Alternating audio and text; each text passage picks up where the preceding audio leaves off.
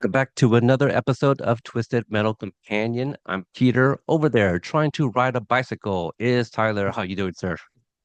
Doing good. All right. So here we are, guys. We finally got to episode 10. We're not doing our traditional breakdown scene by scene just because season two is already out, you guys. And if you guys are loyal viewers of the show. You guys probably already know that.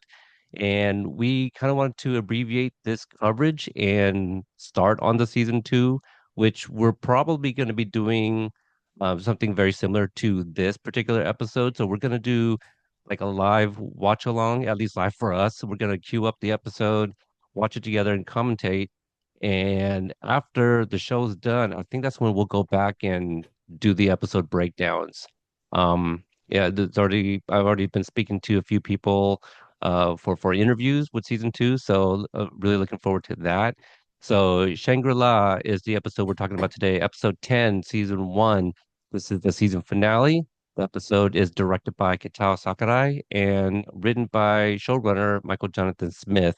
And Tyler, I know you didn't get a chance to rewatch this episode. Raw dogging it. Any yeah, as Sweet Tooth probably would do. Um, do you remember anything at all? Kind of like your feelings about it, maybe how it ended. Anything you remember?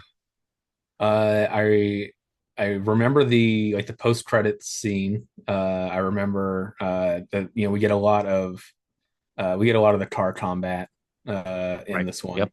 Um, and then obviously the John getting into the city and some revelations and stuff there, but nothing nothing too specific. No beat by beat. Okay. Yeah. And what's funny is when we broke down the previous episode, blanking on the title, Roadkill, there were so many things I just did not remember. With this one, upon my rewatch, I don't think there was anything new really. It might have been some like minor details, but uh, broadly speaking, I pretty much remembered the episode. I thought this was a really great season finale, and this episode in particular is, it showcases why I really love Michael Jonathan Smith as a writer. Like some of best episodes on Cobra Kai were his, and that's why I always sought out like every season to speak with him. And there's a lot of great stuff that wrap up in this episode, so we'll call out the things that have paid off that were set up from previous episodes. This one also you really see how much of an effect John has on Quiet, and she utilizes some of his vernacular, and yeah, I really enjoyed this episode. And just coming from the Cobra Kai side, it's really crazy to see how they can pack so much things into one episode, like one 30-minute episode. And Mhm. so some of the things that happened, I was like, okay, yeah, that was this episode. Okay, so there were some things I misremembered. I think it was in the previous episode when I said, um, I was referencing like a discussion between John and Raven, and she had mentioned like, oh, you don't even know her name. That's actually this episode. I thought it was from earlier in the season, but again, we were kind of picking up our coverage after almost like a 2-year hiatus, at least 2 years from when the show initially dropped. So. Yeah. We're just playing catch up. I do feel bad that like, oh, just one more episode, but yeah, I think it'll be fine. I just my concern is that because season two is out, may not be as interested in the entire breakdown for the season finale. But okay, so for those that are going to be watching along with us at home, we have our episodes up all the way to 00, and on go, I'm going to count down. On go, we're all going to press play and enjoy this episode all together. So here we go. Three, two, one, go. All right, got the peacock sign. Dun, dun, dun. Yeah, so I'm so used to the Netflix Peacock original. Okay, I might have to adjust my camera a little bit just so I can see the screen a little bit better. Got the twisted metal logo here. John is putting in the city. The Distance by Cake. I think that's what it Cake. says. Yep. Are you Yeah. familiar with the song? Yeah. I have a cake. I Oh, can't really see it. A cake tattoo. no shit. Look at that. Yeah. You It's were my very destined for first this tattoo. that's crazy. Okay. The only cake I know is the eating cake by the ocean, right? Was that oh, no, not Joe. Is it Joe Jonas? The older brother, right? Oh, well, I don't know. It's his band DNCE or whatever, or I, I might even have the letters wrong. You don't know that song, Cake by the Ocean? Nope. All right. Someone does. Oh yeah. So yeah, I mean, right into just picking up Oh where yeah, we left off. that's right. Yep. The episode nine, the penultimate episode of season one. They were all walking into an ambush pretty much, and we were picking up right up here. Um, you know what? Qu- Oh, I go ahead. don't think. Oh, I was gonna say I don't think it's necessary to keep like a axe count, and to kind of call bullshit anytime like White uses an axe. Like, hold on, how many does she have? But we know she had at least two in the glove compartment, and she just tossed Yeah. one. Yeah, I was gonna say to just impeccable aim, being able to from a moving car into another Yeah, moving car, throw an axe into a lot of someone's head. those physics, man. I love how they kind of switch spots here. John and Quiet. John is now the gunner as she's Mhm. driving. I have a friend who shared a story one time. He actually got pulled over and he was passenger, and the driver was like, "We need to switch over. I have a warrant, or maybe a ticket or something." It wasn't as bad, but the guy literally unbuckled and started like to proceed to switch spots with him, forced him to switch over, and I And I think they mean, got away with it. you could take this as a callback, to their experience with the Granny Sutra, switching vehicle or Yes, switching seats, while that's true. driving. I do love this here where Sweet Tooth is like, oh, I knew you guys would hook up. And or he also says like, I love what you've done with the car. This is a different car though. Yeah, So I think that's also the joke, that he didn't pick up on it. But I love how John's like, I love what you did with the fire hair. It's so like it's such a kid, like it's not even smooth. And I do wonder if Stu can actually hear them trying to remember his name, unless he's just like reading lips very well. seeing the like look of recognition, but like not Right, knowing. right. That's probably what it is. They're looking at each other, a little puzzled, be like, "Oh, what was the name again?" And he's really trying to like, it's Stu.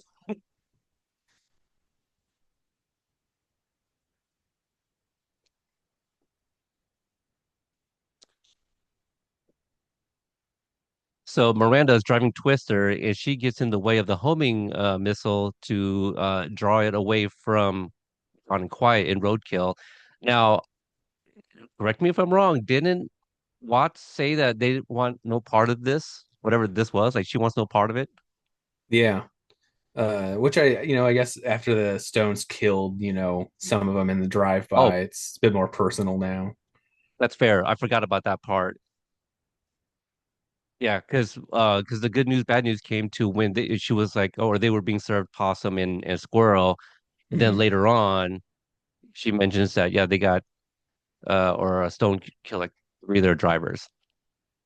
And this, Twister there really exemplifying the balance, of speed and weapons and armor. She's so out in the open there, like it's bold to have most of your body exposed. Right. And since we're talking about Watts, I don't. She might have already done it. Yeah, but she has no cover, right? Like you mentioned, no bulletproof or Mhm. whatever. So that alone, um, she's also like talking over the CB radio. Like I don't know if you'd hear it as clear from outside of her helmet, Yeah, but I'm sure there was probably a discussion like, what if it was like the Iron Man thing, inside the helmet? Like if she can just talk, there's already a microphone in there, but they may not have that technology available. So I missed what Mike did to have Sweet Tooth put him in a headlock. yeah, I missed it as well. Okay. But yeah, so Stu is having flashbacks to him kind of under pressure and being asked to Hmm. shoot somebody. So, I mean, this is his best friend since second grade, at least second grade. He instead shoots Sweet Tooth. I mean, Sweet Tooth just can't catch a break.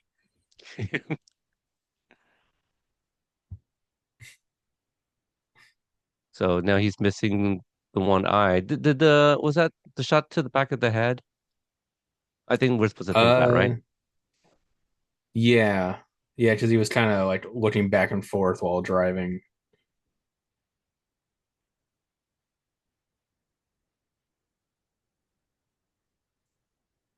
So Sweet Tooth says you took everything from me. I do love the sequence too when he's on top of Stone's vehicle. So yeah, I wonder if we're gonna get more of that. Do you have any idea what he might be talking about? What Sweet Tooth meant? The Yeah, take yeah, everything away from me. yeah. I'm not sure. I kind of was wondering if just getting Stu to the situation now with Stu and Mike kind of like joining together. If he's Mm. interpreting, like, oh, that was your guy, and now they're both gone, or he's just So really, yes, all those years in the prison, the insane asylum. If he just associates any cop like well, probably. having put him there. Oh, I like that actually. Stu and Mike did commandeer a vehicle and ran Sweet Tooth over. And Stu played it off as he was surprised, like as if like Sweet Tooth came out of nowhere. Well, they could have been driving fast and maybe they weren't paying attention, but I think it's kind of hard to miss Sweet Tooth. Yeah, And then we also saw Harold kind of drop from the sky right next to the mask. So we got to unmask Sweet Tooth somewhere. Coming back from a break, and Quiet is the only one that is waking up here. And I do like this part right here because she's trying to wake up John and to kind of leave us maybe necessarily in suspense, whether or not John's alive or dead. Stone pulls her out of the vehicle too, so kind of mm-hmm. draws our attention away from that a little bit.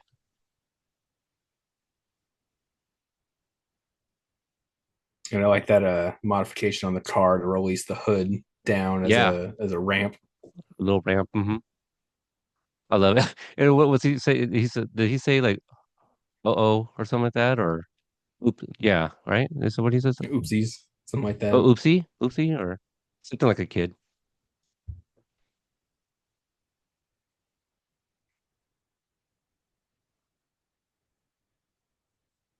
It must have been so hot So that day.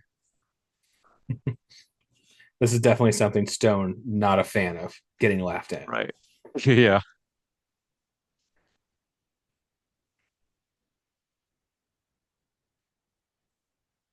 You're gonna miss this Quiet, monologuing. cutting deep.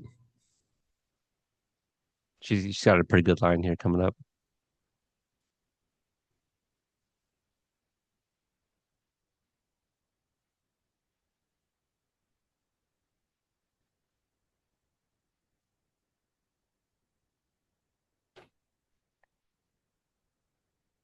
Ooh. So I love the callback to the Oof. knock knock joke. Who's Yeah, there? Which is the episode title of episode 4. Really love that. Oh, and the special effects makeup work from Stacey Perry too. Just so good with the axe to the face. And if you guys yeah. follow her on Instagram, there is pictures of the prosthetic and stuff like that. And my Like what a interview where she, painful place. yeah, it's so good too. When you get the POV from behind them, you really see like the splitting of the mouth and stuff too. So good.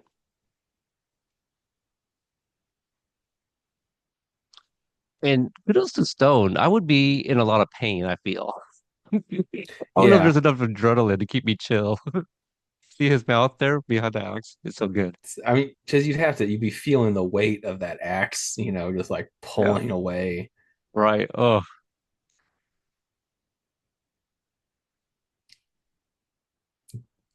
that was really good. I I don't know. really love that I line would she finish him said. off.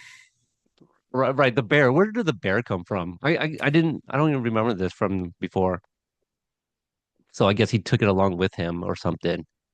Um, I like to think he shot the bear because TV rules, right? No body, it doesn't mean Yeah. he's necessarily dead.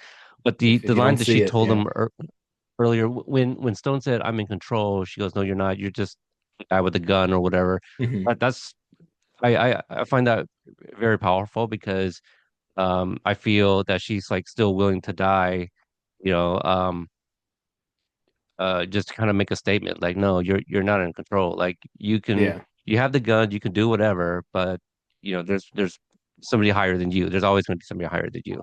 You don't run shit. Yeah. Yeah. The rules and all the laws here are bullshit. It's Hmm. you can do what you can, but that's it. So we see Tinker. Tinker is a casualty in this. Watts finds Amber still alive, and they take off.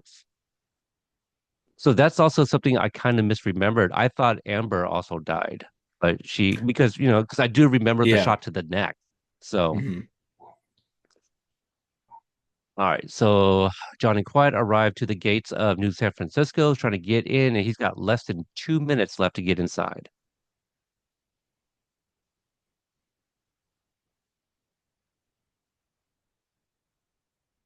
So it sounds like, everybody knows to be on the lookout for, a milkman with a package for Raven. So,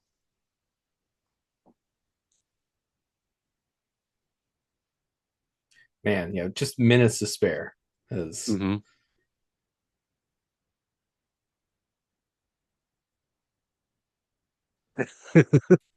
uh, I just love how, yeah, Quiet just said, you didn't tell me she was so hot. And just the look on Anthony Mackie's face, or I guess John Doe's face, kind of like, I did not know that about you, so he was just finding out something new there.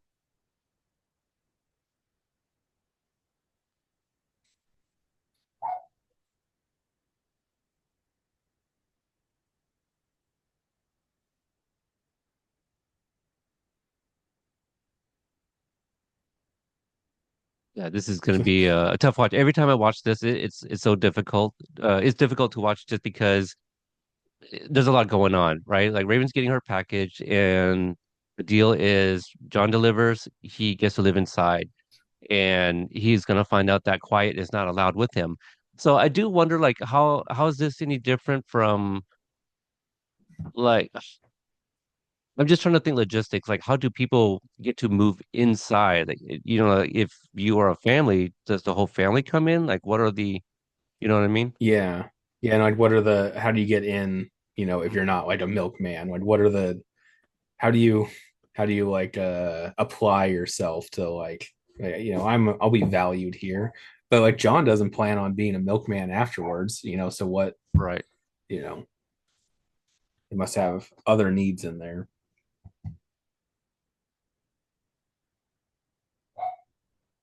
Now, if you were in Quiet's shoes, would you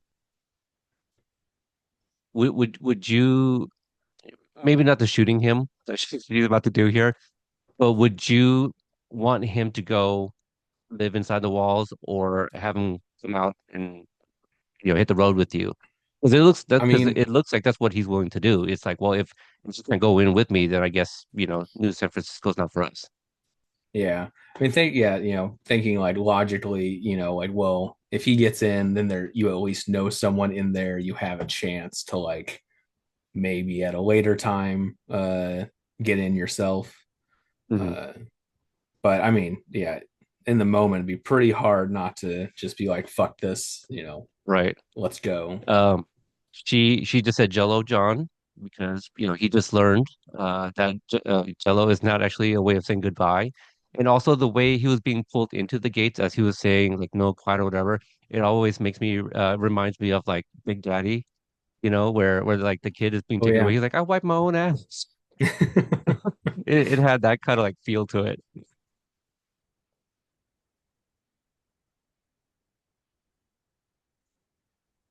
So yep, Quiet is now being asked to be the new milkman, and she says no, thank you. The food was supposed. Oh, that's so funny. So that was supposed to go to San Diego. She says, "Fuck San Diego." Yet, you know, uh, 2 seasons in a row, they go to San Diego Comic Con. Kind of funny. Yeah. I like the The- package was a bag full of rice-a-roni. right. Um, the radish wasn't here yet, right? I think that's later.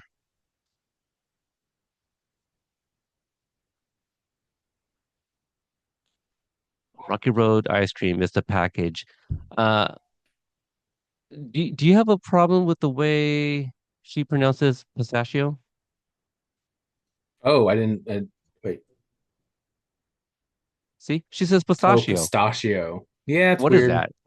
I would if I were sitting at a table with someone who did that, I would, cock my head a little bit. Maybe even like pull out the menu to see if it was misprinted. Well, just say pistachio. Pistachio. What is that? Well, why would you get Rocky Road if you don't like marshmallow? Yeah, that was the other comment I was gonna make. That's a deal breaker for me. I like Rocky Road, Yeah, it's that but was my favorite flavor growing up. Like, and you get the little marshmallows. That's the have you heard of those it's ice cream yeah. sandwiches? Yeah, that tastes like a s'more, right? Like a tiny little Mhm. s'more sandwich. Yeah, there's no marshmallow in there, but like it just reminds me of a s'more. And I'm just like, I mean, I guess more for me, basically. 1 month later, we get a bit of a montage here. I love how he designs a smiley face and a penis on his tarts. And of course, they had to go with like the, I guess, vanilla flavoring of the icing or whatever. And also, if you told me Anthony Mackie could not ride a bicycle, I'd believe you. He does a hell of a job in the sequence. Oh yeah. Also, at San Diego Comic-Con, they were asked if John was gonna, one, learn how to ride a bike, or two, learn how to parallel park. And one of those answers, one of those gets answered in season 2. Hey, all right. Hmm. There's a emergency Toodles. parallel parking scene. What are those exactly called? I call them Pop Tarts. Is that Uh, like so those are yeah, like the toaster streusel, which is like the okay, Pillsbury, like they're more flaky, and yeah, they come with a got little it. icing packet. Okay, that okay, there you go. That makes more sense. I'm like, that's not what I'm used. I know. Th those ones are always fancier because you had to freeze them. You didn't just keep them in the Right. pantry. You know, on the topic of food, Cobra Kai introduced me to Crustables or Uncrustables. Oh yeah, Uncrustables. Yeah, yeah. And not know what those were until was it season 5? Maybe season 6? So maybe season 5 of Cobra Kai. But anyway, it's just one of those things. I'm like, I need to try that. yeah. The I get them every once in a while, like the 7-Eleven or Plaid Pantry or something, just so that's Mm, quick PB&J. There's some, I think it's like the Eagles, or there's some football team that I saw a mm, news article about how they like are the largest orderer of Uncrustables. The football team eats so many of them. interesting. Okay. I like them. Yeah. I don't know if I'd order like a ton of them. I get the hazelnut. The hazelnut's good. Oh yeah. So Diane here, he's on a date. I did notice that her apartment number is 536. So just because, we're essentially milkmen, in a way, that's on the fifth floor. So it's possibly a high rise or just a really tall apartment.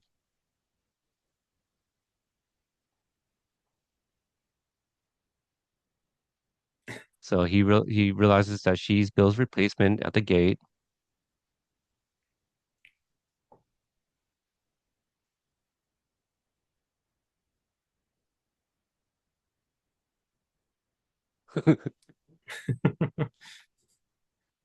See, even a month in, he's still adjusting.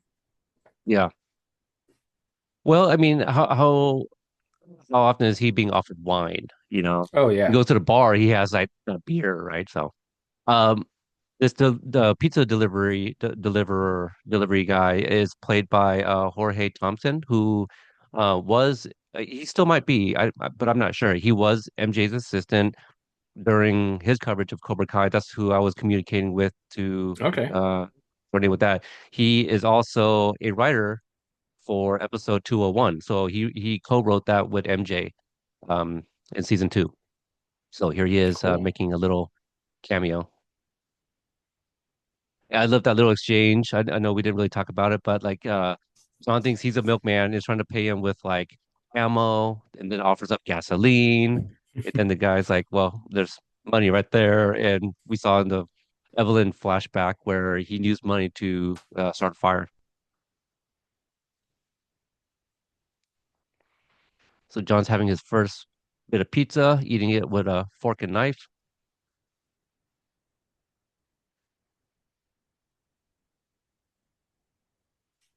Yeah, so her Oh, revelation of him not having eaten pizza before made him think about quiet. Now he's open his feels. this is one of the one occasion I'll give someone a pass for eating fresh pizza with a fork. So he's I never had done it pizza before, today. so it's fine. Yeah, I had to do Ninja Turtle style, and I went to Mod Pizza, and I have my custom pizza like saved, so I could just reorder every time, and I also add anchovies. Mm.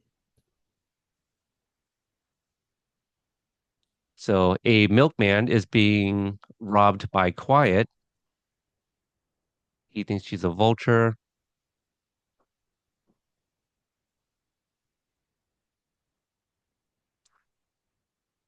So about a month in, right? Because that's what we learned about John. John was, on the inside for at least a month. So in that time span, Quiet has been robbing other milkmen. And Yeah. so because they're always carrying package, or making deliveries, they're just the easier targets, right? Rather than Mhm. going vultures or whoever is who else is on the outside. Yeah, they're always pretty safe to have something valuable Hmm. on them. So this part Yeah, it always sounds kind of like she's confused she's me. infamous. Like he had heard of her. Yeah, words are already getting around. And we learned in episode 7, Nut House, where you can make a stop at the pit and get intel. So milkmans are probably talking. So this lingering shot on this gentleman eating the radish, I always thought that he was supposed to be somebody we knew, but I still don't know why we linger on him. Maybe it's just to show that she is, robbing, getting food and feeding the poor. Yeah.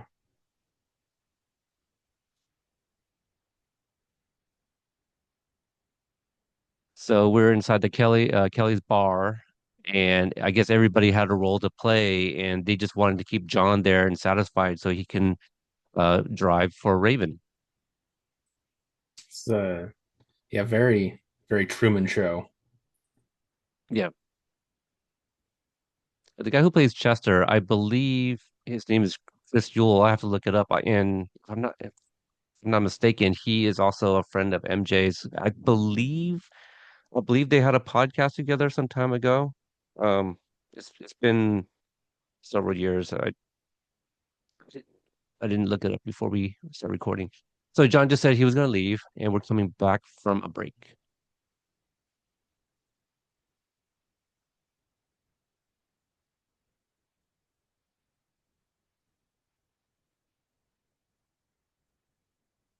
So I guess for the entire month, every single day, they are just keeping him occupied, right?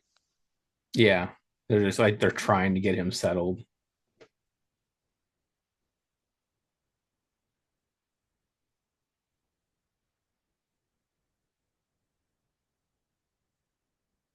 I like that long line where she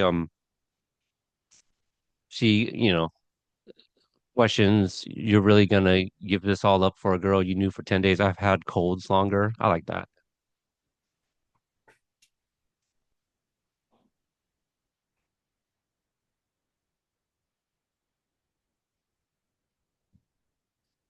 Yeah, I So feel like someone like John who's like been on the outside, and for so long, like it's probably easy for him to pick up like these people are not, you know, maybe he doesn't know that they're all just putting on an act, but he can like tell that they're not genuine. vibe They're is off, not, right? yeah. Yeah. Yeah, and when obviously it's a bunch of strangers too. If you're having really weird feelings about these people, I would leave too. So we get to quiet, working on roadkill, and we're gonna get that payoff from the previous episode where John tells her, you just try every piece until one fits.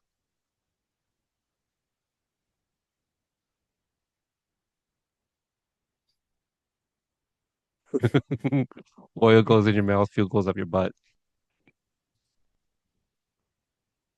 It depends though. If you're a DeLorean, fuel goes in the front.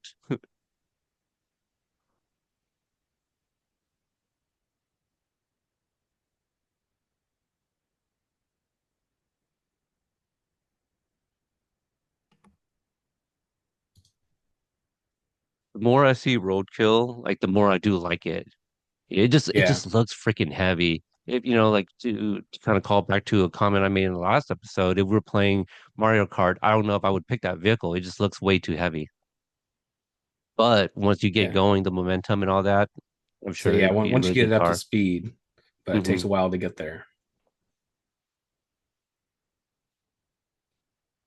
So John's finding out that he just walked him to a house where he grew up.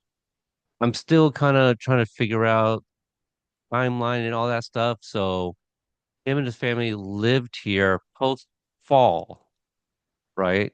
And we're gonna Yeah. see a flashback, but I still don't understand who who was coming after them that made his dad get out of the car and tell him to drive away. So that's the part that's still confusing. Maybe you'll catch something. I didn't. So he's flipping through the pictures, and now we're about to see some flashbacks. Are you getting the sense that some of the memories coming back, or is just for the audience to kind of see, he's looking through the pictures, and then they're just going to give us some visuals, with the family. Yeah, it's hard to say. I would say like he's getting these like flashes of what happened around the pictures. Yeah, hmm he's thinking it. Um, so if you're paying attention, we're also getting the setup of the sister. I Mhm. remember watching it a few times and still like I know the sister's coming after obviously watching it the very first time. But I'm like, oh, there she is in these pictures too. See? So what's going on here where the dad had to get out? He grabbed a gun, so maybe they were about to be robbed or something. But yeah, his dad grabs a gun and gets out of the car, telling him to drive, and we obviously know what happens. Yeah, like with the state of the city, and Raven not saying anything like about like where his family went, like how they got separated or why they left or whatever. I would guess like something happened to the city between, like during that, like about like a raid or something, Hmm. possibly, Raven, someone she's related to coming in and like taking over the city or something, changing leadership. Hmm. Could be. Um, the house number is 2001.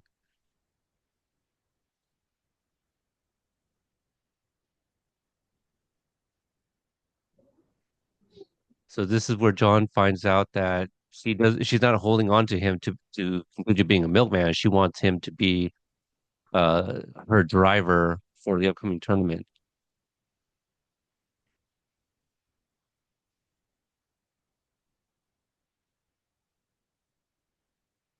So we saw the back of Calypso putting these pictures up on bracket. Some of these drivers are already predetermined. We It see Bloody maybe Mary, they who we're supposed to be dead. yeah. Yeah, I wonder, if this is all supposed to be, before, maybe before Hmm. the trip, before the mission or something. We saw Preacher, Bloody Mary, Mr. Grimm, who will be introduced next season. Also Axel. Oh, hey, that's the name. She said the thing. She said the thing. Where's the medal?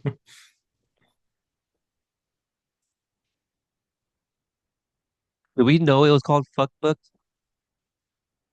uh well, so the is this supposed to be like an updated Granny Sutra or I always thought it was the Granny Sutra book, and I just now I'm questioning if we ever saw the cover before.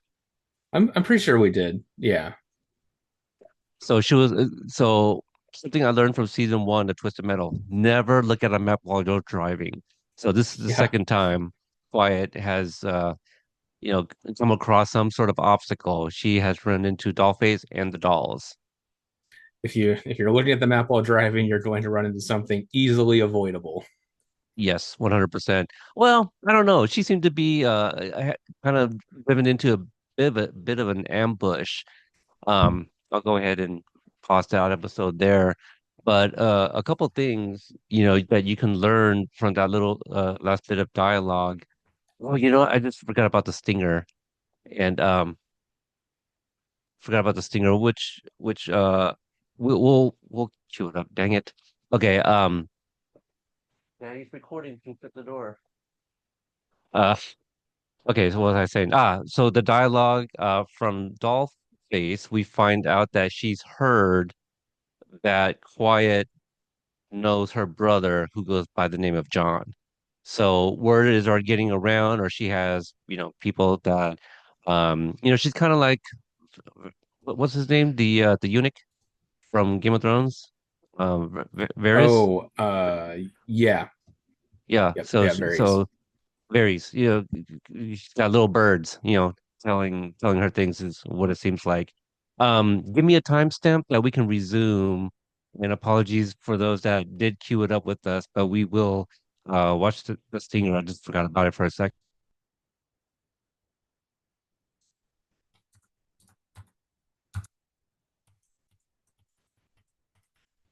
I'm at 30:44. Does that work for you?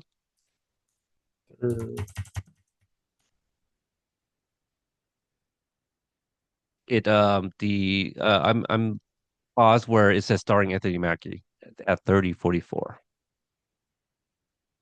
That works? Oh, yep, yep, got it. Oh, okay. All right. Okay. So on go again. Three, two, one, go. Stephanie Beatriz. I need to figure out how to say Samoa Joe's last name. But even he introduces himself as Samoa Joe in like interviews and stuff, Yeah. Yeah, I mean it's a wrestling thing. Right. You know, known by one thing. Fair enough. I hope he owns Maybe it. other people are like, oh yeah, Captain America and Rosa Diaz. All right, here we go. We got Stu and Mike grilling, no, not grilling. We got some hot dogs on a stick. Roasting. Roasting, that's the word. Thank you. English is my second language. And they have mannequin girlfriends. It's a Now, that's happiness right there. it is now is Stu's mannequin is it on a shorter chair, or why does it look like it's missing a torso or something?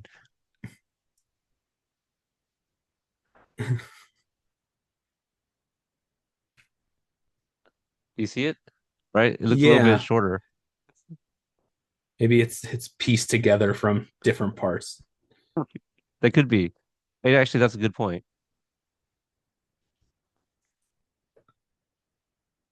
Okay, machete goes up. I love the cutting of this too. Very frightening. Splash of blood on one of the mannequins, and okay, so we could definitely stop there. We don't see what happens to Mike. I think the assumption is that it was Mike. However, the way Stu is being dragged out back into the woods, he's got like one arm tucked behind him. I don't know if you caught that, but yeah, he has Oh one arm no, kind yeah. of. Yeah, you can just go back a few frames, but it looks kind of weird. And so I don't know if we're supposed to think, Oh he yeah. lost an It's arm very or it's very unnatural way to be holding your arm if you're getting dragged. yeah. So I don't know. It's I still don't have I don't know what to say about that scene. Um, I think, had we not done the trailer breakdown for season two and not seen Taj, I think we still would have been like, oh, Mike's probably dead. That's what that was. Or was it a dream sequence? I don't know.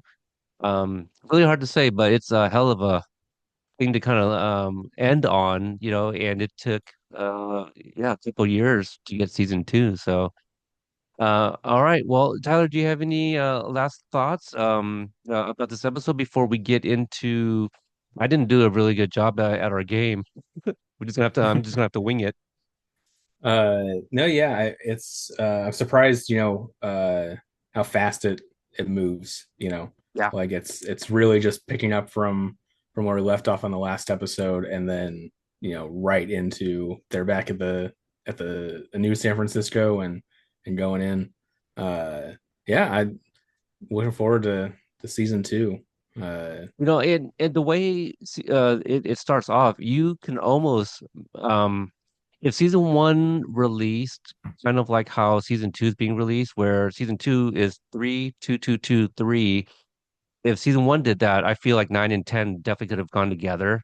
Just because like, we're about to see this vehicular manslaughter. I think is the name of the track. Um, and yeah, it just goes right into it. So I do wonder if the other episodes in season two will do anything like that because of the way they broke it up. At this point, I have seen the premiere just because I was just a little anxious and I didn't want to miss out on all the things being shared on the day of the drop. And so there's already a I've few things I haven't that I've seen that I have not yet seen in say episodes two and three. I've had to skip past some Twitter posts. I saw you and Raddick were he Yeah. was mentioning a scene, and I was like, oh no, keep going. Yeah, he did share not to give spoilers away, obviously. One of the ones he did share I had not yet seen not yet seen, and the other one I did. So I know something's coming. But one of the ones that he did show is just an extended something that we already seen in the trailer. So I'll say that much. But yeah, I after the second one that he posted, I go, okay, maybe I gotta stay off until I see the three episodes first. All right. Okay, let's get into the games. Uh, best line. Best line is actually the only thing I actually wrote an answer for, and then I just completely Okay. forgot the game. Did you have one? Yeah. And I correct me if I got it wrong. I don't remember if this was it exactly, but oil goes in your mouth, fuel goes in your butt. I don't remember if it was fuel goes in or out of your butt, but I think you yeah. have it in the correct order. Yeah, Okay. that's a good one. All right, so I'm glad that I have mine all to myself. My best line was after Stu and Mike jump out of the back of Sweet Tooth's vehicle, and Stu says, "I think I skinned my wang." But he also doesn't want to look at it either. So I thought that was really funny. Um, so the best line that was let me see, Marcus, that's your line. And best character of the episode, I'll have to go back and look at the dialogue in episode two. But who's your main attraction? So the best character of the episode for you, Didn't I had everything else filled in. That one I had blank. So just now, Radish Man. Radish Maybe, Man. Okay, yeah. I'm hoping he comes out to be a star in season two. okay. He drives a giant, radish truck.